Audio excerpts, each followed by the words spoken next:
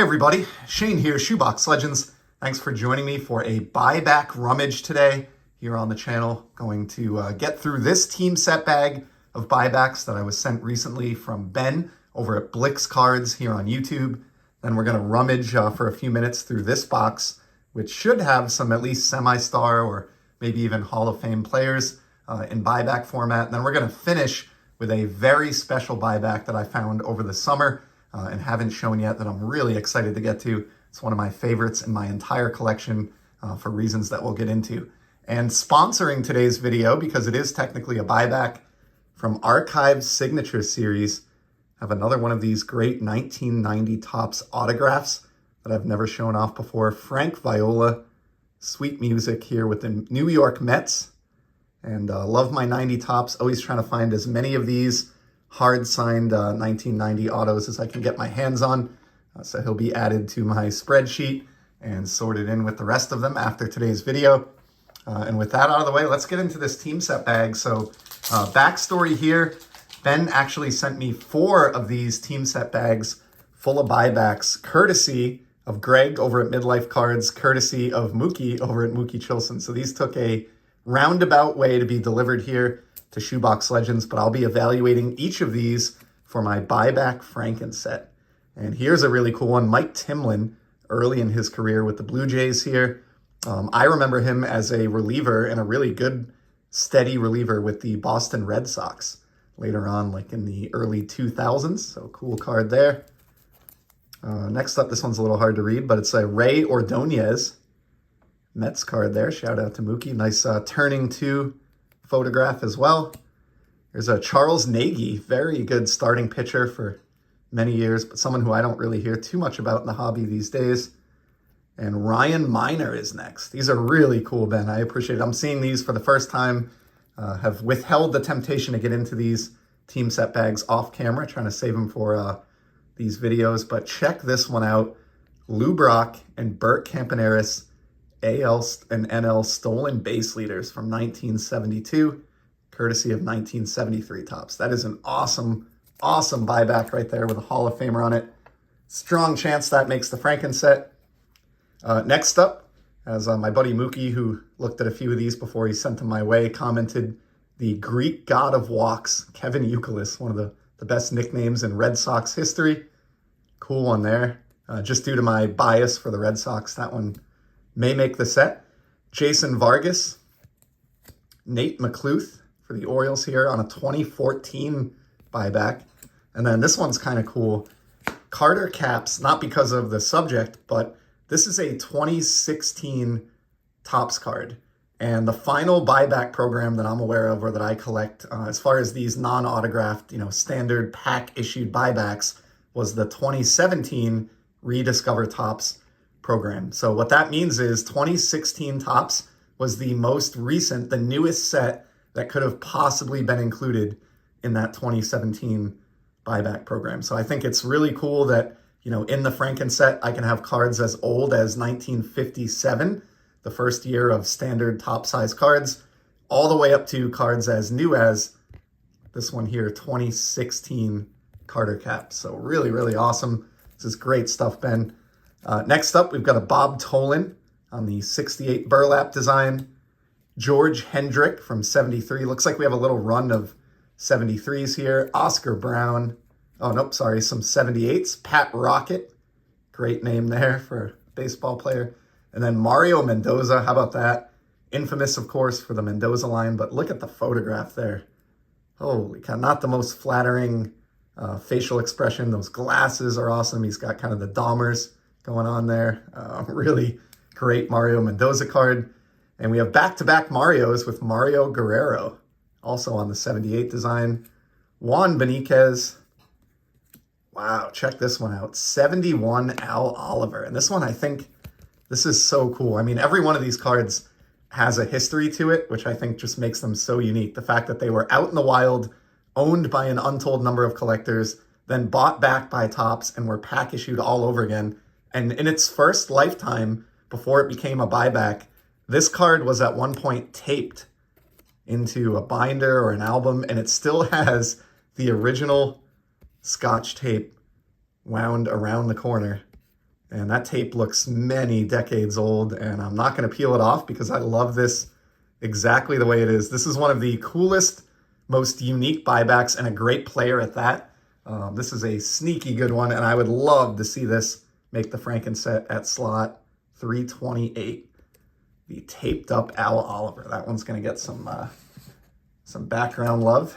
Certainly a worthwhile card. I believe that's the first buyback I've encountered with Scotch tape on it. Pretty much positive on that. And then finishing out the team set bag, Danny Cater. Really cool Clyde right there in front of the giant Angels outfield, whatever that is, statue, I guess, or Mike McQueen for the Braves on the 72 psychedelic tombstones. It's another George Hendrick, I think that might be a double. Ken Holtzman, can't go wrong with any A's from the mid-70s. And then we close out with Carlos May, looks like on deck here. So what a great team set bag that is, Ben. In addition to those two studs up in the background, I've got plenty of fodder here to comb through and see if it makes the buyback Franken set. So thank you again, Ben. I have two more team set bags, so I'll be getting to those in future rummages as well.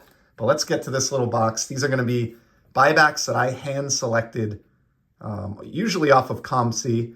And check this one out. Mike Greenwell, really big fan favorite here in New England.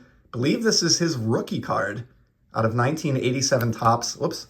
And it's in Rediscover Topps buyback format. What's really cool about this, I showed in a recent video, I just acquired the Will Clark from 87 Topps as well. So this Greenwell rookie is going to pair really, really nicely with that. That is a great buyback for a Red Sox fan. Greenwell is one of the names I need for my 1990 buyback set. Haven't been able to find one. Here's a really cool one. Ears, Don Mossy. Shout out to my buddy Scott over at Reindeer Studios. Really clean looking 1961 Topps card. This is a better condition card than most of them that get the buyback treatment. Love the placement of the stamp here, right in the dark background. The 2015 Topps original stamp. So this would have been in a pack of 2015 Topps flagship or update.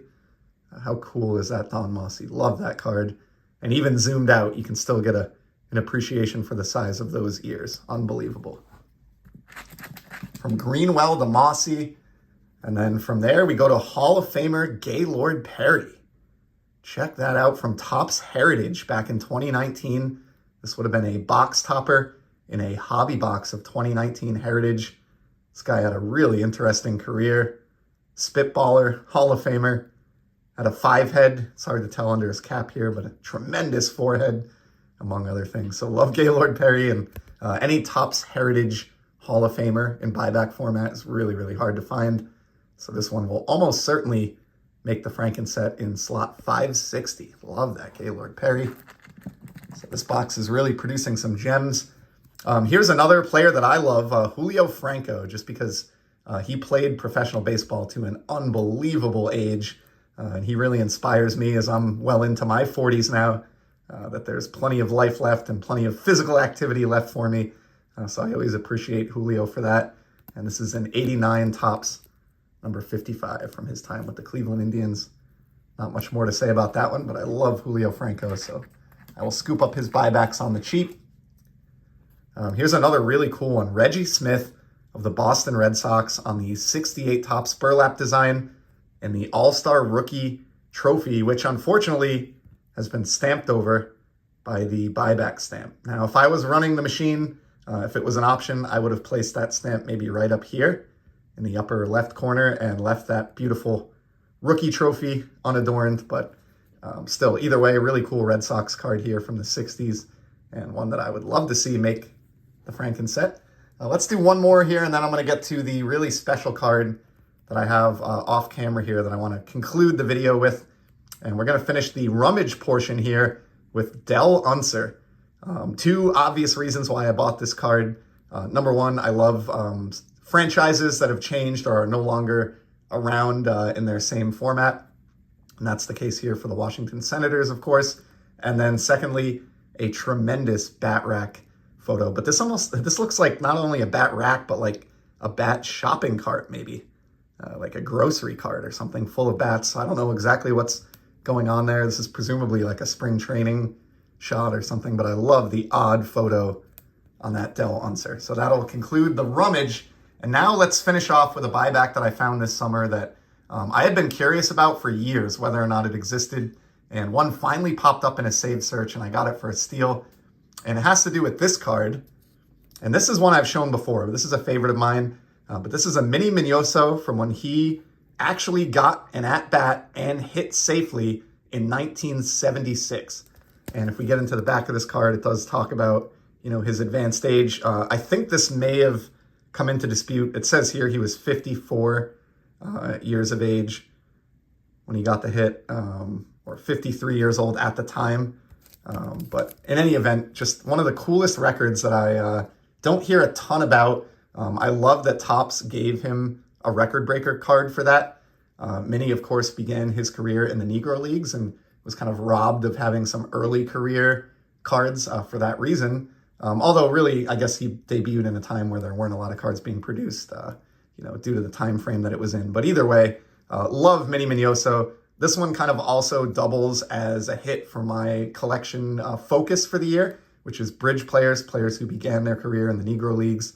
And this version here is a PSA DNA auto that I acquired maybe a few years ago now. I have shown this one on the channel in the past, but as you may surmise, over the course of the last summer, this popped up and I just about fell off my chair. This is the 2015 Topps original buyback of the 1977 Topps number 232 Mini Minoso. You can tell the upper right corner here is completely creased. It looks like it's been folded over at some point in its history, but I don't care. This is likely the only copy of this buyback that exists, and it's a card that to me is so special and cool and unique and meaningful. And being able to find this and to be able to pair it up with the on-card auto of the same card, this is as cool as it gets for me when it comes to collecting Mini Minoso. I don't have his 1952 Topps or Bowman rookie cards yet. They're cards I would love to add in the future, but I enjoy this pair every bit as much, and they didn't cost me a fraction of what those early 50s releases would. Not that those are, prohibitively expensive cards, but I was able to snag this buyback, I believe, for around $10, and even this auto was maybe in the $70 range, so pretty cool pair of Minosos there, of one of my favorite odd cards from the history now of the Topps run. And the final buyback that we're going to look at in today's video, so from autographs to gifts from friends, Hall of Famers, and even some Scotch tape. We saw a little bit of everything in today's buyback rummage. I certainly appreciate you tuning in, and as you know, I'll be back soon with some more content. Till then, enjoy the hobby, everybody. See ya.